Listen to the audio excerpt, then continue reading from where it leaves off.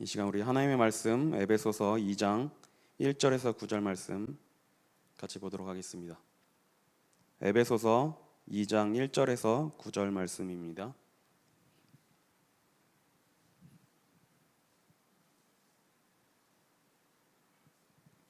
찾으셨으면 한 절씩 교독하도록 하겠습니다. 제가 먼저 읽겠습니다. 그는 허물과 죄로 죽었던 너희를 살리셨도다.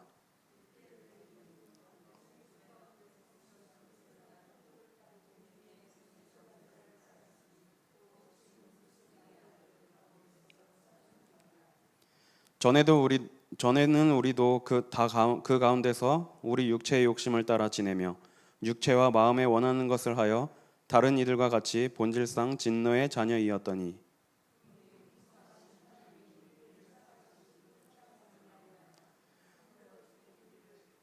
허물로 죽은 우리를 그리스도와 함께 살리셨고 너희는 은혜로 구원을 받은 것이라.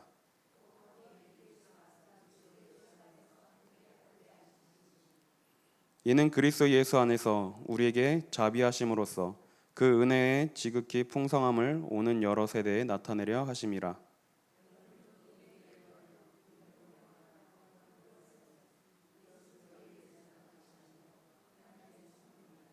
9절 같이 읽겠습니다. 행위에서 난 것이 아니니 이는 누구든지 자랑하지 못하게 함이라. 아멘. 저와 여러분은 하나님의 은혜를 받은 자들임을 믿습니다. 이번 주 우리에게 강단 말씀을 통해서 어떻게 하나님의 은혜에 감사할 거라는 제목을 주셨습니다. 제 과거를 봐도 참 감사할 일밖에 없더라고요. 하나님께서 지금까지 이렇게 인도하시고 나를 이 자리에 있기까지 하신 그 은혜가 너무나 감사하더라고요. 많은 사람들이 지금 열심히 살아가고 있습니다. 최선을 다해서 살고 노력을 하고 행복을 위해서 살고 있는데 참으로 생각보다 행복하지 못한 사람들이 더 많은 것 같아요. 계속 이제 날씨도 계속 연일 이렇게 더운 날씨가 지속되는데 많은 사람들이 살겠다 진짜 너무 행복하다 이런 소리보다는 힘들다 죽겠다 너무 덥다 이런 소리밖에 잘 들리지가 않는 것 같습니다. 그런데 우리는 하나님의 은혜에 입은 자들로서 하나님께서 주시는 중요한 응답을 확인하는 시간 되어야 되겠습니다. 이번 주 강단 말씀을 통해서는 어떻게 하나님의 은혜에 감사할 거란 제목을 주셨고 오후 예배 때는 도피성의 은혜 속에서 서밋에 도전하자는 말씀을 주셨어요. 그래서 이번 주에는 은혜라는 단어가 특히 이렇게 좀 강조됐는데요. 우리가 말씀을 통해서 우리가 받은 은혜가 무엇인지 이렇게 확인을 했으면 좋겠습니다. 오늘 읽은 본문 에베소서 2장 1절에 보니까 허물과 죄로 죽었던 너희를 살리셨도다 이렇게 기록이 되어 있어요. 그런데 그 앞에 그는이라고 되어 있는데 이 그는은 예수 그리스도를 의미하죠. 예수님께서 십자가에서 죽으시고 피 흘리심으로 말미암아 허물과 죄로 죽었던 우리를 살리신 것입니다. 많은 사람들이 하나님을 믿지 못하고 마귀 손에 잡혀서 멸망길로 가고 있어요. 제가 어떤 분을 만났는데 이제 딸을 이렇게 데리고 왔어요. 제가 아는 형님인데 딸이 한 7살 정도 됐는데 너무 예쁘게 생겼더라고요. 진짜 커서 모델해도 되겠다 싶을 만큼. 그래서 이제 이 딸 이름을 물어봤어요. 너 이름이 뭐니? 이렇게 물어봤더니 임현승인데요 이러더라고요. 그래서 그 형님 보고 아니 되게 예쁘게 생긴 딸인데 이렇게 이름이 남자 아들 이름 같이 이렇게 지었냐 그랬더니 얘 어릴 때 이제 사주를 봤는데 남자 사주라서 얘는 남자 이름을 지어주지 않으면 나중에 오래 살지 못한다 뭐 이렇게 얘기를 해서 남자 이름을 지어줬다고 그러더라고요. 세상 사람들은 참 이런 별것도 아닌 거에 묶여있고 그렇게 영향을 받고 있습니다. 왜 그러냐? 허물과 죄로 죽었기 때문이에요. 그러면 이 허물과 죄라는 말은 무슨 뜻이냐? 창세기 3장에서 하나님께서 창세기 1장에 모든 것을 하나님께서 창조하시고 한 가지만 약속하셨어요. 너희가 다른 건 다 먹고 누리되 선악과만 먹지 마라. 너희가 이것을 먹는 날에는 정령 죽으리라 말씀하셨어요. 그런데 아담과 하와가 하나님의 말씀을 듣지 않고 불순종해서 이 선악과를 먹게 되죠. 이때부터 우리 인간에게는 영적인 죽음이 시작된 겁니다. 허물과 죄로 죽었던 이렇게 표현되어 있죠. 그래서 이 죄라는 말은 이제 히브리어로 보면 하말티아라는 단어인데요. 이게 이제 관역에서 벗어나다라는 뜻이 있어요. 하나님은 하나님의 자리에 계셔야 되고 우리는 하나님이 창조하신 이 자리에 있어야 되는데 인간이 하나님처럼 되고자 하는 그 욕심 때문에 선악과를 먹게 된 거죠. 사단이 뱀 속에 들어가서 이제 아담과 하와를 속이는 게 뭐라고 속였냐? 너희가 이것을 먹는 날에는 눈이 밝아져서 하나님처럼 될 것이다라고 이렇게 속이죠. 그래서 이때부터 인간에게는 죄가 시작된 겁니다. 이 죄 때문에 하나님을 떠나게 되고 3절에 보니까 전에는 우리도 다 그 가운데서 우리 육체의 욕심을 따라 지내며 육체와 마음에 원하는 것을 하여 다른 이들과 같이 본질상 진노의 자녀이었더니 우리는 하나님을 떠나게 됨으로써 육체의 욕심을 따라 지내며 육체와 마음에 원하는 것을 하여 다른 이들과 같이 본질상 진노의 자녀였다고 이렇게 기록하고 있습니다. 하나님을 떠난 모든 인간은 본질상 진노의 자녀로 태어나는 것입니다. 그런데 2절에 보니까 너희는 그 가운데서 행하여 이 세상 풍조를 따르고 공중의 권세 잡은 자를 따랐으니 이렇게 기록이 되어 있어요. 하나님을 떠나서 사단에게 잡혀서 죄 속에서 살아갈 수밖에 없는 거예요. 그래서 그 공중 권세 잡은 자를 따랐다고 이렇게 기록이 되어 있는데 히브리서 2장 15절에 보니까 또 죽기를 무서워함으로 일평생 매어 종노릇한다고 이렇게 기록이 되어 있어요. 우상 숭배하고 점치고 굿하고 이런 사람들이 뭐 그 행위가 좋아서 하는 사람도 있겠지만 대부분은 어떤 화를 당할까 봐, 죽음에 대한 두려움 때문에 어떤 어려움을 당할까 봐 그런 것들을 하는 것이죠. 왜 그러냐? 히브리서 9장 27절에 보니까 한 번 죽는 것은 사람에게 정하신 것이요 이후에는 심판이 있다고 분명히 말씀하셨어요. 창세기 3장의 범죄함으로 인하여 우리 인간에게는 죽음이 들어온 거예요. 그러다 보니까 죽음이 두렵고 하다 보니까 일평생 매여서 마귀의 종노릇을 하게 될 수밖에 없는 거예요. 그래서 점쟁이의 그 한마디에 좌지우지되고 많은 사람들이 다 여기에 묶여서 살아가고 있어요. 우리도 하나님을 믿고 하나님의 자녀가 되기 전에는 똑같이 이 속에 살 수밖에 없었습니다. 그런데 우리에게 중요한 한 사건이 개입이 됐어요. 그 사건이 무슨 사건이냐? 바로 십자가 사건이죠. 예수님께서 십자가에서 피 흘리시고 죽으심으로 말미암아 이 과거의 모든 문제를 완전히 끝내신 것입니다. 사실 우리는 예수님의 십자가를 본 적이 없어요. 예수님께서 십자가에서 피 흘리시는 그 장면을 본 적이 없지만 이 사실을 믿고 예수님께서 하나님께서 보내신 구원자 그리스도임을 믿기만 하면 동일한 은혜를 누릴 수가 있는 것입니다. 그래서 우리가 받은 가장 큰 은혜는 무엇이냐? 구원받은 은혜가 가장 큰 은혜입니다. 고린도전서 1장 18절에 보니까 이 십자가의 도가 멸망하는 자들에게는 미련한 것으로 보이나 구원받은 우리들에게는 하나님의 능력이 된다고 분명히 기록하고 있습니다. 예수님의 십자가 사건으로 인해서 우리는 이 과거 저주의 문제, 죄 문제에서 완전히 해방된 것입니다. 우리 과거에 허물과 죄로 죽었던 우리를 십자가에서 대속의 피를 흘리심으로 다시 우리를 살리신 거예요. 그래서 날마다 이 은혜를 누리고 구원의 축복을 누리는 것이 우리가 해야 될 일인 줄을 믿습니다. 4절에 보니까 긍휼이 풍성하신 하나님이 우리를 사랑하신 그 큰 사랑으로 인하여 이렇게 기록이 되어 있어요. 죄를 지은 것은 인간인데 하나님은 죄를 짓고 떠난 모든 인간들을 사랑하셨어요. 그래서 그 큰 사랑을 나타내시고 그 사랑을 표현하셨는데 하나님의 가장 그 큰 사랑의 표현이 요한복음 3장 16절에 잘 나와 있죠. 하나님이 세상을 이처럼 사랑하사 독생자를 주셨으니 누구든지 이를 믿는 자는 멸망하지 않고 영생에 이르게 한다고 말씀을 주셨습니다. 하나님은 우리를 너무나 사랑하셔서 죄 짓고 떠난 인간을 위해서 바로 구원의 길을 열어주신 거예요. 그래서 독생자를 아낌없이 내어주시고 누구든지 이 독생자 예수 그리스도를 믿기만 하면 하나님의 자녀가 되는 복을 허락하신 겁니다. 그래서 5절에 보니까 허물로 죽은 우리를 그리스도와 함께 살리셨고, 그리고 괄호 안에 되어 있는데요, 너희는 은혜로 구원을 받은 것이라 이렇게 기록이 되어 있어요. 우리가 받은 구원은 우리의 노력과 우리의 행위로 받은 것이 아닙니다. 하나님의 은혜로 받은 것인 줄 믿습니다. 그래서 8절에 보니까 너희는 그 은혜에 의하여 믿음으로 말미암아 구원을 받았으니 이것은 너희에게서 난 것이 아니요 하나님의 선물이라 이렇게 기록되어 있습니다. 우리가 받은 것은 하나님의 선물로 구원을 받은 것입니다. 그러면 여기서 나오는 믿음으로 말미암아라는 뜻은 무슨 뜻이냐? 우리 강단에서 목사님께서 계속 말씀하시듯이 예수님을 그리스도로 믿는 그 믿음입니다. 예수님께서 그 하나님이 약속하신 그 구원자 메시아 그리스도임을 믿고 내 인생의 주인으로 고백하는 순간 우리가 하나님의 자녀가 되는 것이죠. 그런데 이 구원을 우리에게 선물로 주셨다고 그렇게 기록이 돼 있어요. 왜냐? 우리의 행위에서 난 것이 아닌 이유는 누구든지 자랑하지 못하게 하기 위함이라고 그렇게 기록이 돼 있죠. 우리가 구원을 받았는데 이 구원이라는 것은 사실 눈에 보이지 않죠. 물질적인 가치로 환산할 수가 없을 거예요.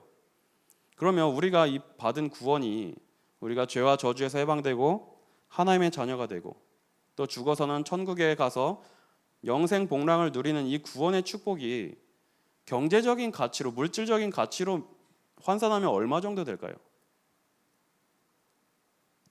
제 생각엔 아무리 생각해봐도 어떤 금액이나 이 세상의 가치로는 이것을 매길 수가 없다고 생각이 돼요.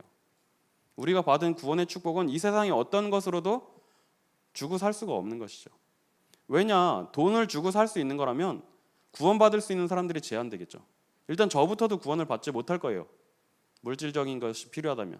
아마 우리나라의 몇 손가락 안에 꼽히는 대기업 회장님들부터 구원을 받을 수가 있겠죠.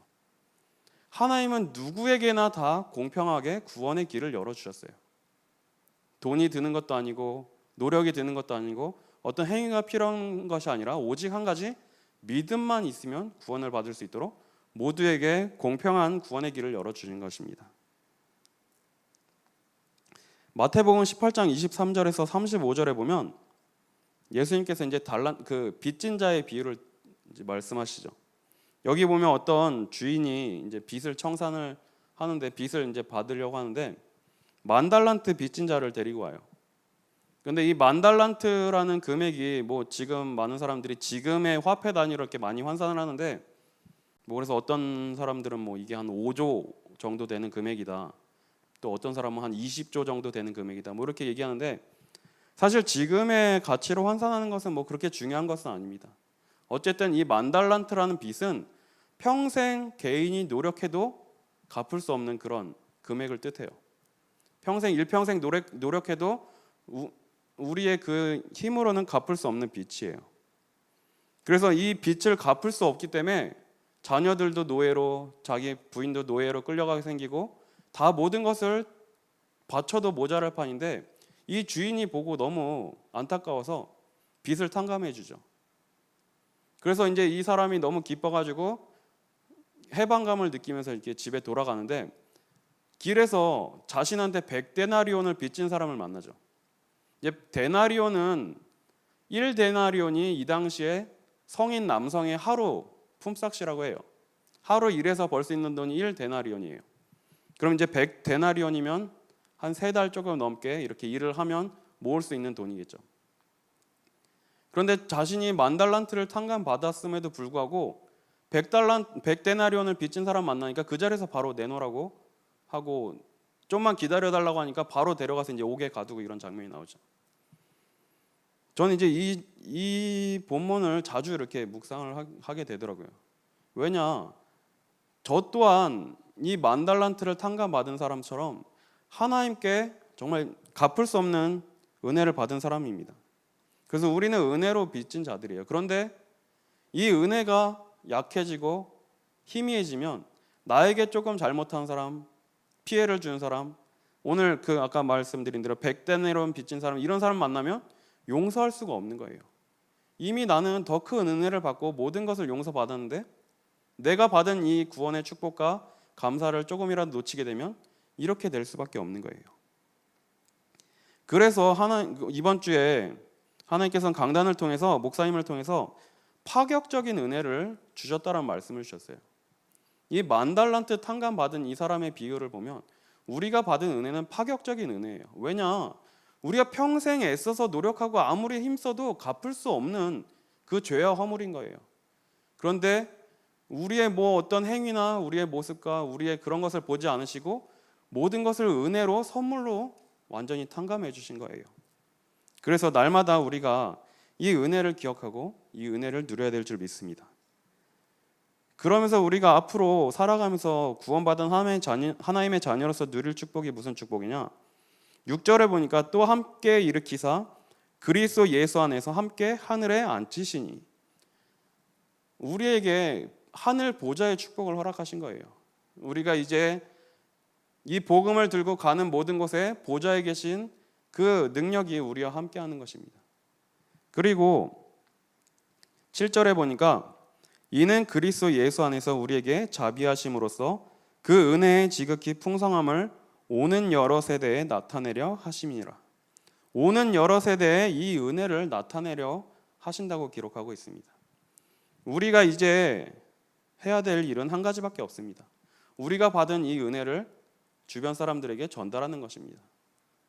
지금 많은 사람들이 죄에 묶여서 사단에게 잡혀서 고통하고 방황하고 갈등하고 있어요. 눈에는 보이지 않아요. 특히 이 동네는 더 그렇죠. 자기 문제를 드러내거나 보이지 않아요. 그렇지만 눈에는 보이지 않지만 영적으로 어딘가에 잡혀서 노예가 되고 포로가 되고 속국이 되어서 고통당하고 있어요. 이 사람들에게 필요한 것은 많은 돈도 아닙니다. 어떤 좋은 집도 필요한 게 아니에요. 예수를 그리스도로 믿는 믿음으로 말미암는 구원, 이것이 필요한 겁니다. 저번에도 한번 말씀드린 것 같은데, 우리가 이 땅에서 아무리 좋은 것을 누리고 좋은 것을 가지고 있어도 100년을 채 누리지 못하고 다 놓고 가야 될 것들이에요. 그런데 그 뒤에는 영원한 것이 기다리고 있는데, 많은 사람들은 영적으로 죽어있기 때문에 이 육신의 것을 위하여, 세상의 것을 위하여 살고 있어요. 정말 이들에게 우리가 예수가 그리스도가 되신다는 이 사실을 증거하고 선포하는 일이 하나님께서 가장 기뻐하시는 일입니다. 지금은 이제 돌아가신 분인데, 그 현대 기업을 이루신 정주영 회장님 아시죠? 이분이 생전에 제가 예전에 적어놓긴 했는데 지금 정확히 얼마인지는 기억이 안 나는데, 그 당시에 꽤 엄청 파격적인 금액을 주고 산삼을 구입하셨대요. 근데 그 산삼이 어린아이 크기만한 뭐 이런 산삼이라고, 그게 이제 신문 기사에 났어요. 그래서 이 주인한테 이때 당시에 한 5억인가 얼마 이렇게 주고 샀다고 하는데, 지금으로 따지면 뭐 10억도 넘는 금액인 것 같아요. 근데 그 산삼을 잘라가지고 먹거나 뭐 이렇게 나눠서 먹으면 효능이 떨어진다고 뭐 그렇게 믿더라고요. 그래서 5시간인가 걸쳐가지고 앉은 자리에서 그 산삼을 다 드셨대요. 근데 이 산삼을 판 사람이 와서 이 산삼을 이렇게 잘라주고 이렇게 먹을 수 있도록 이렇게 서비스를 해주는데, 그 서비스 해준 그것만으로도 한 8천만 원인가 이렇게 돈을 줬다고 해요. 그래서 그거를 5시간에 장장 걸쳐서 그 큰 산삼을 하나를 다 드셨다고 해요. 근데 아무리 그 비싼 산삼을 먹어도 영원히 살 수가 없습니다. 뭐 건강하게 살 수는 있겠죠. 그렇지만 다가오는 죽음을 절대로 피할 수가 없어요. 우리도 마찬가지로 우리는 죽을 수밖에 없는 존재들입니다. 그런데 하나님께서 우리에게 구원의 축복을 주시고 영생의 축복을 주셨어요. 그래서 우리가 이 하나님께서 주신 하나님 자녀로서의 축복을 날마다 기억하고 누리는 것이 신앙생활입니다. 요한복음 1장 12절에 보니까 영접하는 자 곧 그들에게는 하나님의 자녀가 되는 권세를 주신다고 했어요. 우리가 받은 가장 큰 축복은 하나님의 자녀가 된 것입니다. 하나님의 자녀가 되었다는 이것은 세상의 그 어떤 가치로도 바꿀 수가 없는 거예요. 그리고 우리를 구원하시고 그냥 내버려 두지 않으시고 우리가 천국 가는 날까지 성령을 보내셔서 우리와 함께하고 우리의 모든 인생을 인도해 주겠다고 약속하셨어요. 그리고 우리는 하나님의 자녀가 되었기 때문에 우리가 기도하는 모든 것을 하나님께서 들으시고 응답하겠다고 약속하셨어요. 또 우리의 이름이 하늘에 기록되었다고 분명히 하나님은 말씀하셨어요. 우리의 시민권은 이제 하늘에 있는 것입니다. 그리고 우리가 가는 모든 길에 구원받은 후사들을 섬기려고 하나님께서는 천사를 보내겠다고 약속하셨어요. 우리가 가는 곳에 우리를 돕는 영을 보냈다고 약속하신 것입니다. 그리고 우리가 이 복음을 들고 가는 모든 곳에 흑암 저주가 물러가고 하나님의 나라가 임할 것이라고 약속하셨어요. 뱀과 전갈을 밟으며 원수의 모든 능력을 제어할 권세를 우리에게 주셨다고 말씀을 기록하고 있습니다. 그리고 우리가 이 땅에 사는 동안 하나님께서 가장 원하시는 일인 이 복음 전하는 일에 세계 복음화에 귀하게 쓰임받게 하겠다고 약속하셨어요. 예수님께서 승천하시면서 마지막으로 부탁하신 말씀이 뭐냐? 오직 성령이 너희에게 임하시면 너희가 권능을 받고 예루살렘과 유대와 사마리아 땅끝까지 이르러 내 증인이 될 것이라고 약속하셨어요. 우리가 이제 앞으로 무엇을 붙잡고 살아야 되냐? 하나님께서 우리를 증인으로 삼으시겠다고 하는 그 언약을 붙잡고 증인의 삶을 사는 것입니다. 증인은 본 것을 말하는 사람이에요. 증거 앞에서는 그 아무도 말을 할 수가 없어요. 우리가 받은 증거가 무엇이냐? 예수를 그리스도로 믿음으로 말미암아 구원받은 것이 바로 증거예요. 그래서 하나님의 아들이 있는 자에게는 생명이 있고 아들이 없는 자에게는 생명이 없다고 분명히 말씀하셨습니다. 그리고 마태복음 28장 18절에서 20절에도 분명히 말씀하시기를 우리가 나가서 많은 사람들을 제자로 삼으라고 말씀을 주셨어요. 너희는 가서 모든 족속으로 제자를 삼아 아버지와 아들과 성령의 이름으로 세례를 주고 내가 분부한 모든 것을 가르쳐 지키게 하라. 하나님께서 우리에게 맡겨주신 사명은 우리가 가서 우리가 가는 모든 곳에 있는 사람들에게 이 복음을 전해주고 제자로 삼는 것이에요. 그런데 이것을 우리의 능력으로 우리의 힘으로 하는 것이 아니라 하나님께서 힘을 주신다고 약속하셨고 볼지어다 내가 세상 끝날까지 너희와 항상 함께 있으리라 약속하셨습니다. 우리는 이제 새벽 기도를 마치고 집에 돌아가면 혼자 돌아가는 것지만 절대로 혼자가 아닙니다. 하나님께서 우리와 함께 세상 끝날까지 함께 하신다고 약속하셨어요. 그래서 하나님께서 지금 나와 함께 하심을 누리고 이 행복을 전하는 것이 바로 신앙생활이라 믿습니다. 오늘 하루도 하나님이 나와 함께 하심을 누리며 이 속에서 주시는 이 은혜를 풍성히 누리고 하나님께 중요한 결단을 하시는 하루가 되셨으면 좋겠습니다. 우리 강단에서는 서원이란 말씀을 주셨는데요. 저는 무슨 은혜인지 모르겠는데 초등학생 때부터 그냥 하나님 저는 커서 목회자가 되겠습니다라는 이런 기도를 했어요. 그런데 하나님이 이 기도를 들으시고 저를 이 길로 인도하시더라고요. 우리 마음속에 있는 것들을 하나님께 내려놓고 서원하시는 하루가 되시길 바랍니다. 꼭 목회자가 되어야 되고 선교사가 되어야 되고 이것만이 서원이 아닙니다. 내가 평생 하나님께서 가장 원하시는 일에 그 자리에 있겠습니다라고 결단하는 것도 중요한 서원이 될 수 있습니다. 하나님 앞에 중요한 결단이 시작되는 하루가 되시기를 기도하겠습니다. 우리 주기도문 하신 후에 각자 개인 기도하는 시간 갖겠습니다. 주기도문 하시겠습니다. 하늘에 계신 우리 아버지여, 이름이 거룩히 여김을 받으시오며 나라의 임하옵시며 뜻이 하늘에서 이룬 것 같이 땅에서도 이루어지이다. 오늘날 우리에게 일용할 양식을 주옵시고 우리가 우리에게 죄 지은 자를 사하여 준 것 같이 우리 죄를 사하여 주옵시고 우리를 시험에 들게 하지 마옵시고 다만 악에서 구하옵소서.